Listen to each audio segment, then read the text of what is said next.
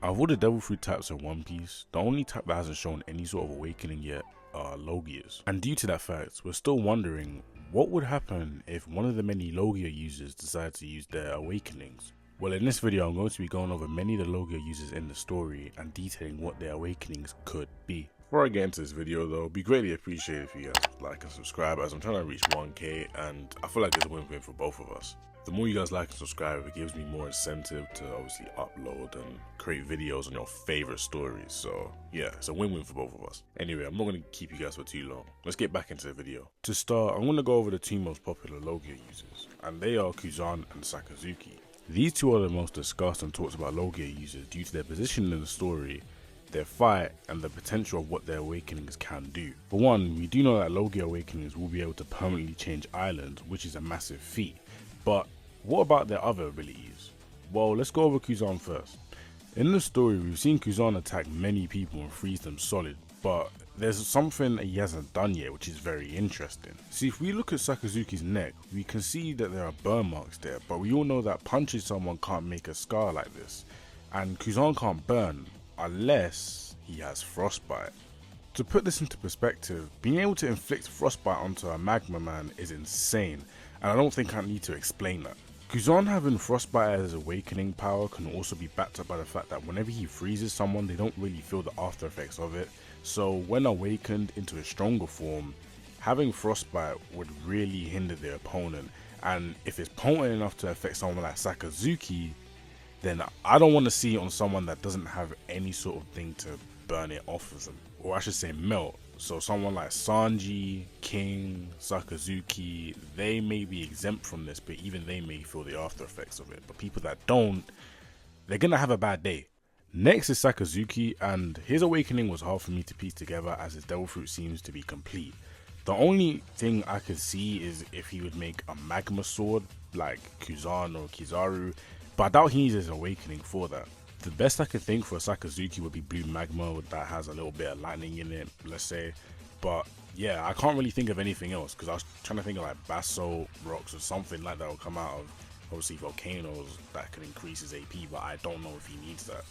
I'd say this is truly just a testament to how solid Akainu's base devil fruit is. So I think his awakening will probably just be obviously environmental effects, and then on top of that probably just increasing the firepower of his actual magma itself. On to the last OG Admiral, we have Kizaru. Now Kizaru has many options in my eyes, but I believe that his awakening will be able to allow him to heat himself up, obviously affect the environment around him, and then control other beams of light and obviously jump through them. So far in the story, we've seen Kizaru travel around as like one massive like light source, or just like one massive like cluster of light. So if he was able to jump from other like beams of light, he wouldn't have to be seen as one massive light source. He can just be seen as one little wisp jumping from each light, or beam of light I should say. I feel like this will allow him to be more nimble, and with him being able to bend light as well, he'll be able to create like whips out of the air, since he'll be able to grab light out of the air. He'll be able to do many different things, or just obviously be able to bend light. Potential awakening could allow him to do many different things, and I think he's probably does have the biggest power up, since in my opinion being able to bend light is very broken. Now we're on to the newest Admiral, and that is Greenball.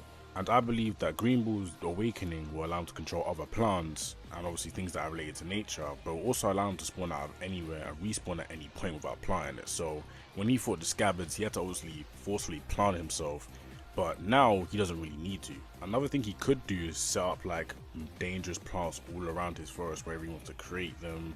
He could also put poisons anywhere, so say for instance he was to stab you, he could use poisons from plants and you're basically finished at that point. Or you could have plants that are around you that are obviously doing up different scents or something like that that could obviously poison you, and that could basically end the fight just like that. With the suggestions I just gave, I don't know if Greenball can do that with base fruit, but from what we've seen he hasn't done it yet, so I'm gonna assume that with his awakening he could possibly do that, and that would make him very broken.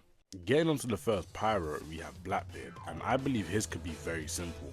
He could gain the ability to gain devil fruit powers off of it, but not in the way you think. So for instance, if he grabs a Kainu, he'll be able to use his devil fruit power while he's grabbing him.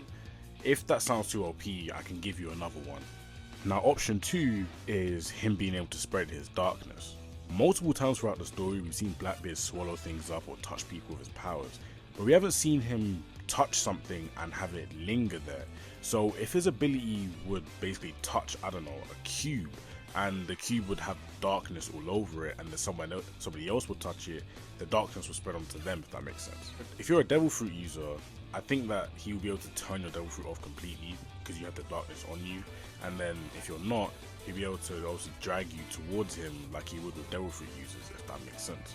The thing is with Blackbeard's ability is that it is so broken to the point where if I tried to go down any route, it would seem broken in any sort of sense. But I feel like if he was to have like a lingering effect on items, so where if he had a sword and you touch the sword or he sliced you with the sword, the darkness will spread onto you, and then his devil fruit effect is on you.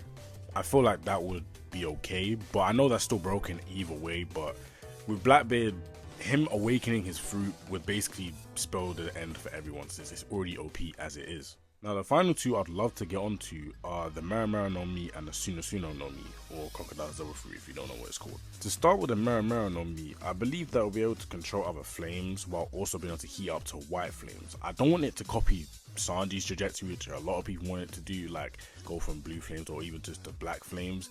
I would like for it to go in the white flame route to mirror Luffy. For starters, white flame is one of the hottest flames, and second of all, with the parallel to Luffy, Luffy's colors are all about white and obviously liberation and everything. So if Sabo were to get white flames and mirror that, that would be pretty cool in my eyes. The enemies they're going up against are all centered around darkness. The revolutionary army is basically battling against darkness, so him having white flames would be pretty cool and would like suit the Flame Emperor role in my opinion.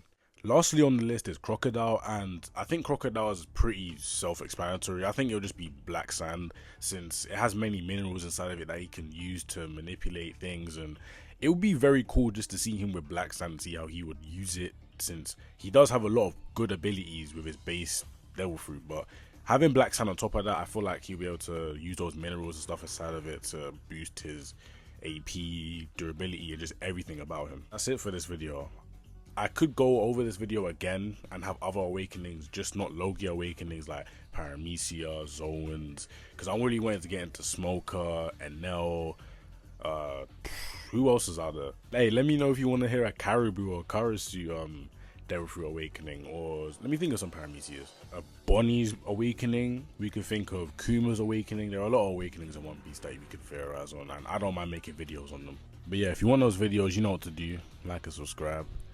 I'm so glad that we hit 500. So yeah, the road to 1K, I'm halfway there. I think we'll get there soon. But yeah, thank you so much for the support, and I'll see you guys in the next video.